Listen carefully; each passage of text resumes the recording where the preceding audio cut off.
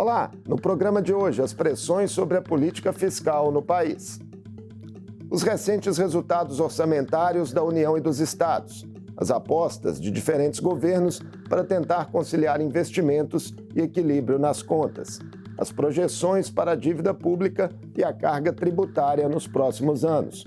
Os impactos da disputa eleitoral de 2026 nesse quadro e os ajustes no horizonte. Eu converso com o economista Marcos Pestana, ex-deputado e diretor executivo da IFI, Instituição Fiscal Independente, vinculada ao Senado Federal. Pestana, um prazer tê-lo de volta no mundo político, sempre uma alegria para nós. Prazer enorme reencontrar os espectadores da TV Assembleia e, particularmente, nesse programa que marca muito as discussões relevantes sobre a política, a economia e a sociedade mineira. É um prazer enorme. Muito obrigado pelo convite. Mais uma boa conversa teremos hoje. Pestana, segundo análises recentes da IFI, há cada vez menos recursos para despesas correntes, apesar do aumento da arrecadação de impostos viabilizado pelo governo Lula, sobretudo no ano passado.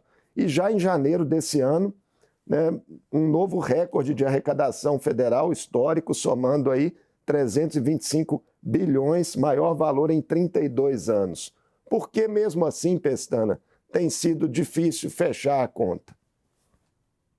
Olha, olhando o Brasil de 2026 e pensando um pouco nesses 40 anos de redemocratização, o Brasil se assemelha, eu sempre visualizo isso, um copo meio cheio e meio vazio.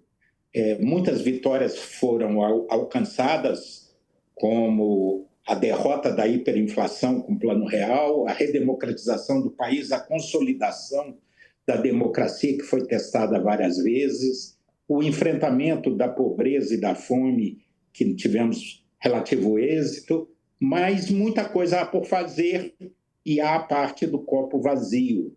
E o grande calcanhar de Aquiles que afeta a economia brasileira é o problema fiscal, o estrangulamento fiscal.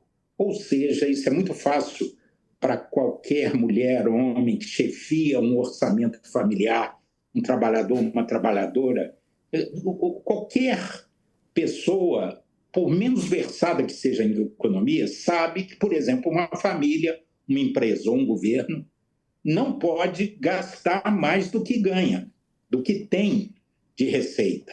Se você gasta mais do que tem, do que recebe, você vai acumulando dívida atrás de dívida, a taxa de juros vai ficando cada vez mais salgada, a dívida vira um processo de bola de neve e a situação vai se agravando e as circunstâncias vão ficando mais dramáticas, se estrangulando. É o que acontece com o governo federal.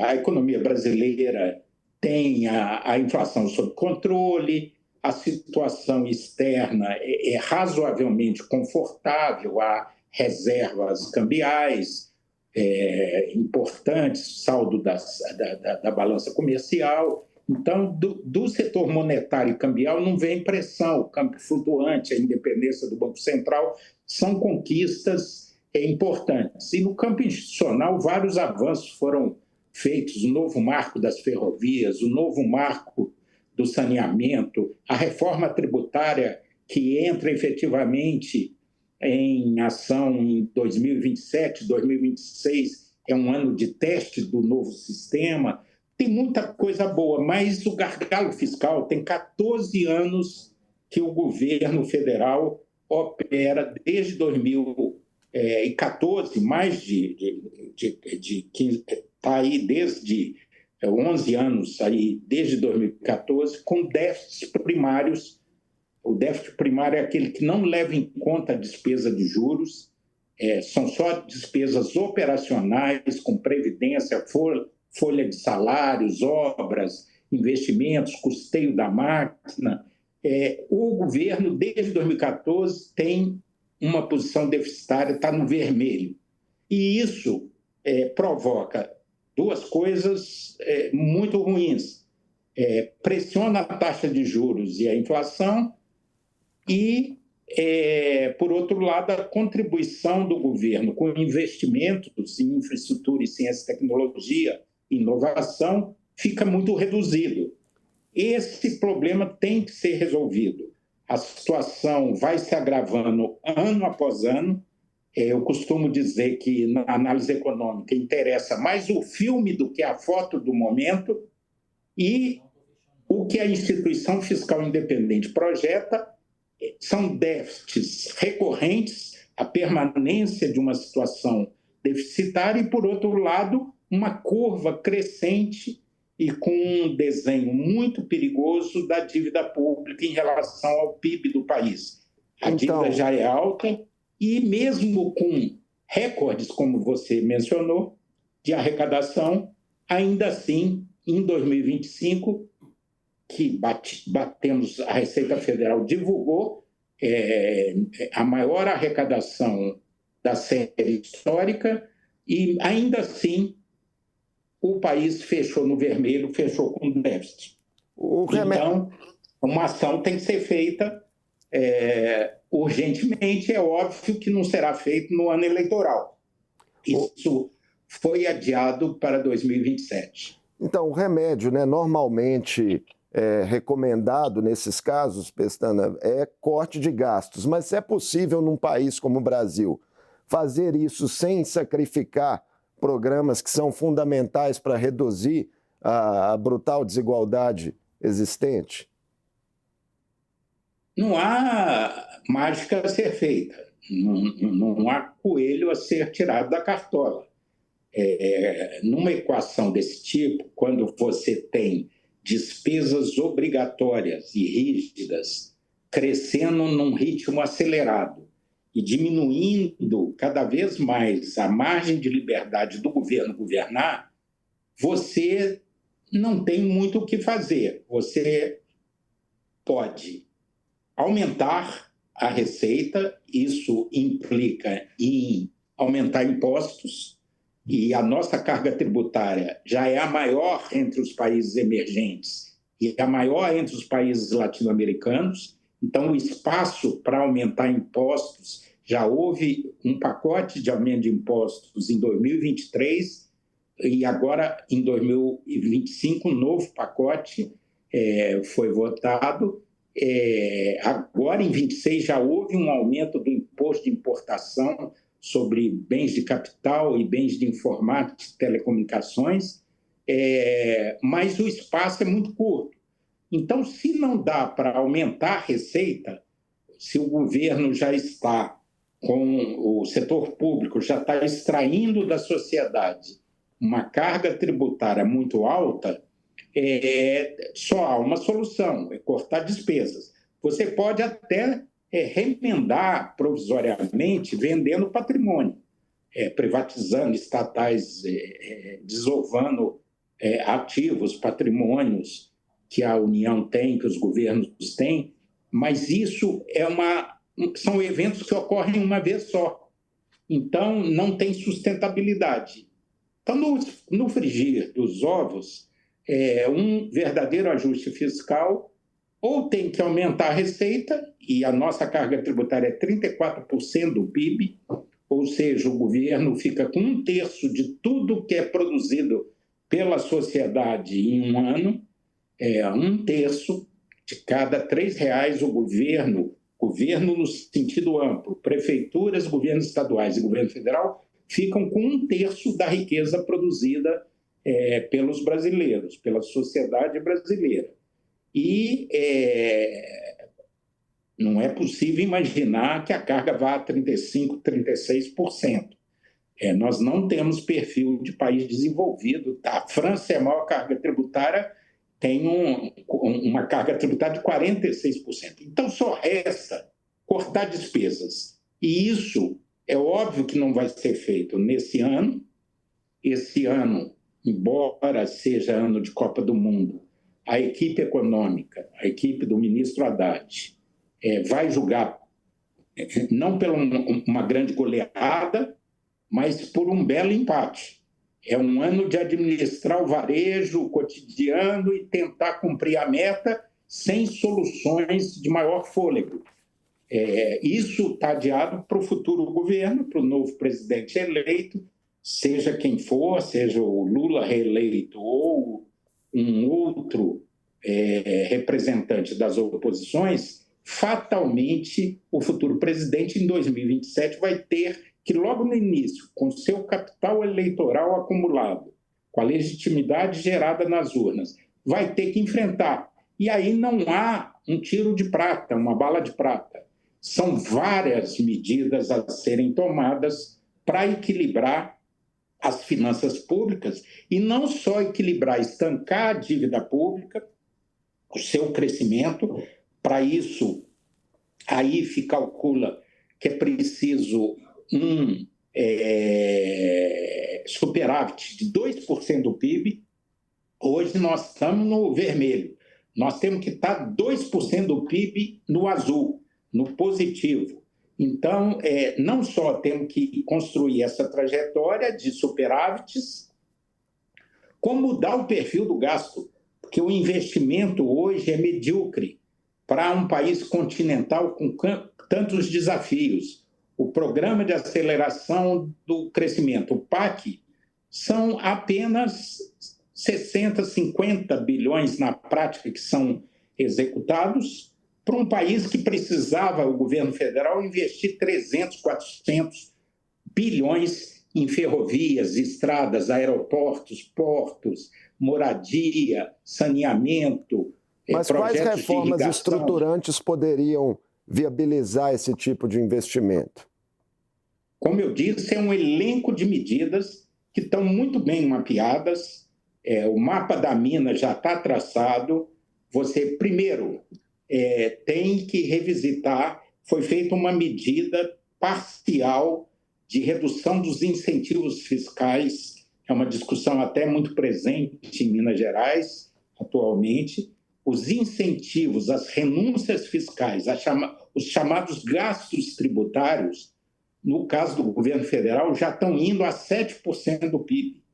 É preciso rever essas renúncias, porque é dinheiro que iria para a saúde, para a educação, para a segurança pública, para investimentos em infraestrutura e que são renunciados em nome de incentivar determinados resultados, e às vezes os resultados não aparecem.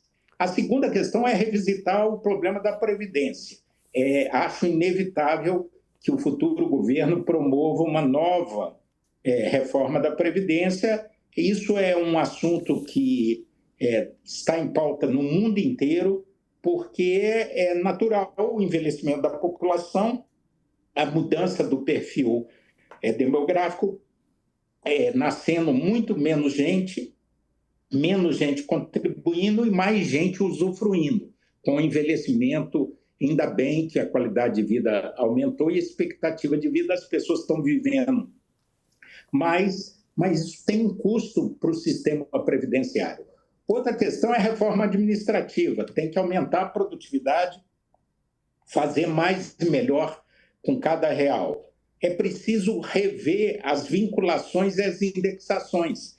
Isso que tem levado a um crescimento veloz e permanente das despesas obrigatórias. As vinculações de educação e saúde têm que ser repensadas, tem que erguer uma boa regra, e também a indexação de despesas, como o piso da Previdência, abono salarial, seguro-desemprego e benefício da prestação continuada ao salário mínimo, com um aumento acima da inflação. Então, tem que repensar a questão dos precatórios, ganhar eficiência na máquina pública, com repercussão no custeio das atividades do governo, mas então precisa de um governo que tenha coragem para fazer o que é preciso fazer, tenha essa coragem a partir de um diagnóstico correto da situação e do convencimento de que é preciso para o país retomar o seu crescimento acelerado e tirar o Brasil dessa letargia, porque o Brasil há muitos anos está marcando passo. E nós estamos perdendo a corrida para os países asiáticos, por exemplo, os emergentes. Você lista aí, né, Pestana, uma série de desafios aí que são para um horizonte imediato do país. Qual sua expectativa em relação ao debate desses temas em um ano eleitoral, um ano de sucessão presidencial? O nosso grande governador Hélio Garcia, inclusive, tinha uma frase que ele falava que tem coisa que a gente não fala, a gente faz. No debate eleitoral, é só lembrar de 2022 e 2018, a questão econômica fica muito marginalizada. Outros temas, até mais secundários, tomam a cena e, às vezes, geram polêmicas, polarizações muito maiores. E a tendência dos candidatos é serem bastante genéricos, bastante abstratos, muito assim, falando mais ou menos o óbvio, mas sem detalhar as medidas. Não devia ser assim. Eu acho que era importante que a população cobrasse o rumo. A gente está vendo, a Argentina é diferente do Brasil. O Brasil não vive uma crise aguda como a Argentina vivia, mas veio o Milei com aquele estilo espalhafatoso, radical, muito extremista e com a sua motosserra, mas chegou no fundo do poço, as pessoas viram que estavam indo para o abismo e ele, com a sua loucura toda, seu estilo espalhafatoso, está fazendo um ajuste que inicialmente foi selvagem, com custo social grande, mas a inflação está reduzindo, o PIB argentino está começando a responder e mesmo a situação social está melhorando. Tanto que ele ganhou as eleições, defendendo uma agenda de reformas profundas, inclusive passou agora a reforma trabalhista. Não tem risco de recessão por lá, Pestana? Risco de recessão por lá? Não, lá eles têm um problema que nós não temos, um estrangulamento cambial muito forte. O setor externo pressiona muito. Nós temos superávit comercial muito exuberante, temos reservas cambiais abundantes, temos que ficar atento aí ao déficit de transações correntes, que está crescendo, mas não é nada tão preocupante. A Argentina não, ela tem uma pressão muito grande sobre a moeda. E não tem reservas, não é uma situação muito apertada, que o Brasil já viveu isso em 1980. E com a moratória externa, da dívida externa, hoje a dívida externa não é um problema no Brasil. E o governo argentino teve que recorrer ao FMI para um aporte financeiro importante lá, para salvar e dar fôlego a essa transição econômica. Aqui, nós não temos uma crise aguda como Venezuela, Argentina. Nós temos esse problema fiscal que é parecido a uma doença crônica, diabetes, hipertensão, que vai minando a saúde do paciente. Não é um infarto, não é um AVC, não é um trauma, um politrauma fruto de um acidente de trânsito. É uma doença crônica, persistente, que vai se agravando e minando a força do doente. Então, isso pode ter um custo a médio e longo prazo. O Brasil está patinando. Eu sempre uso o exemplo, a comparação, que a gente tem que acordar para isso, a comparação com a Coreia do Sul. A Coreia do Sul, em 1980, 45 anos atrás, tinha uma renda per capita, um produto, uma renda por habitante, menor que a do Brasil. Hoje, 45 anos depois, a Coreia do Sul entrou no mundo desenvolvido e tem uma renda, um padrão de vida, uma renda por habitante 3,4 vezes a do Brasil. Então, alguma coisa está errada. A gente precisa acordar para essa realidade e fazer o dever de casa. Não adianta, teve muitas coisas boas que aconteceram nas últimas décadas, no entanto, mais do mesmo não vai dar certo. Mas eu sou muito pessimista em relação ao aprofundamento dessas discussões, a instalação de um debate de qualidade sobre a questão econômica. As últimas eleições mostram isso. O debate econômico fica para depois, que o eleito já está ungido pelo apoio popular e na transição aí sim vai explicitar seus planos. Mas 2026 nada vai acontecer, é jogar para o empate, é cumprir a meta, nenhuma mudança radical, nenhum gesto heróico, nenhuma medida radical vai ser proposta, seja para aumentar impostos, cortar benefícios, cortar despesas, vai ser assim um feijão com arroz bem feitinho. Mas fatalmente o futuro presidente da República vai ter que abordar o problema sistêmico e acenar com um horizonte para o país para os próximos 10 anos. Nosso tempo já está avançado, mas queria aproveitar a sua presença para falar também de Minas Gerais, né, mais um pouquinho, né, nosso estado.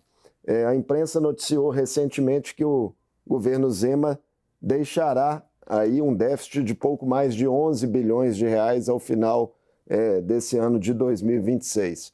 O que isso sinaliza, né, sobre a situação do Estado e o próprio discurso de eficiência financeira que foi levado a cabo por essa atual gestão nos últimos anos? A nossa federação é constituída por 26 estados e o Distrito Federal. São 27 unidades da federação no plano regional, além dos 5.570 municípios. A situação é muito heterogênea entre os estados. Por exemplo, o Espírito Santo, há mais de 20 anos, tem nota A. É um aluno exemplar. Rio de Janeiro, Rio Grande do Sul e Minas Gerais são as situações mais complexas e difíceis. Os três estados, porque você tem duas coisas, dívida e fluxo, despesas e receitas anuais. Tem estado que tem o fluxo desequilibrado, ou seja, gasta mais do que recebe de impostos, e tem estados que têm dívida alta. Mas tem estados, como é o caso dos três piores, Minas Gerais, Rio de Janeiro e Rio Grande do Sul, embora alguns governos, como o do Rio Grande do Sul, tenham tomado medidas de ajuste estrutural muito corajosas, e não é o caso de Minas, você tem o pior dos mundos. Você tem um fluxo deficitário, você gasta mais do que recebe de impostos e tem uma dívida alta. Então, é uma situação, nada foi feito de ajuste mais estrutural, foi feita uma política de gestão de caixa mais eficiente que o governo anterior, o governador Fernando Pimentel, que perdeu o controle das finanças públicas, mas não foi feita nenhuma medida de reestruturação. Os pagamentos estão sendo feitos em dívida, em dia, porque a dívida não foi paga, graças a uma liminar do Supremo obtida no governo anterior, no apagar das luzes do governo Fernando Pimentel, o Supremo deu uma liminar suspendendo o pagamento da dívida. Isso é que gerou o espaço fiscal para colocar as contas em dia. No entanto, isso é muito pouco. Agora vai ser suspensa a situação, houve a votação que foi patrocinada pelo Senado, pelo presidente do Senado, Rodrigo Pacheco, o programa de reestruturação da dívida, o PROPAG, e são condições as mais favoráveis que já houve na história, coisa de pai para filho, juros zero, mas a dívida vai começar a ser paga. Então, assim, a situação de Minas é bastante delicada, tanto que na classificação do Tesouro Nacional, Minas está sempre nos últimos lugares, junto com o Rio Grande do Sul e Rio de Janeiro. Você tem um dever de casa enorme, tarefas muito exigentes.